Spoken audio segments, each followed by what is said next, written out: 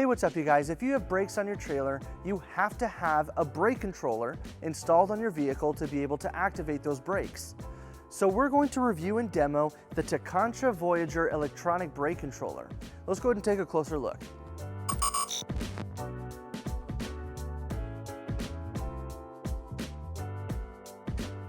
So the N.H.T.S.A Voyager brake controller is Inertia activated, which will allow you to control up to 4 axles of trailer brakes.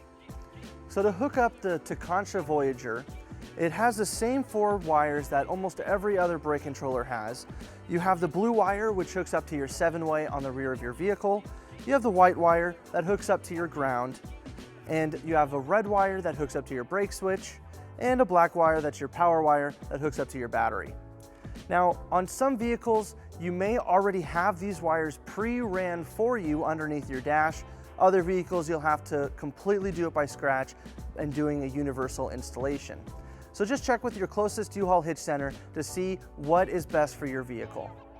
So now we're going to hook up all these wires to our bench tester so we can power this up and show you how this works.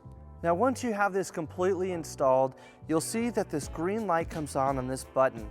Now, this is a bicolored light. It will turn green and it will turn red. The green just lets you know that it's on.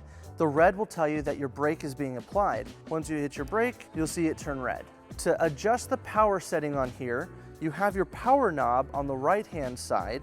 You can just adjust this to how much power you need to set it at. And once you have the correct power setting on here, you have your manual knob that will allow you to manually apply the trailer brakes. Now, this brake controller is Inertia activated, so once you hit your brake and your vehicle and trailer is slowing down, it can use all that information to give you a smoother brake. So to mount this, it comes with a bracket that you can connect to the pilot holes right here on the side. Now, mounting it is very important, as you need to make sure that it always stays horizontal, and it has to stay between a -20 degree and 70 degree angle.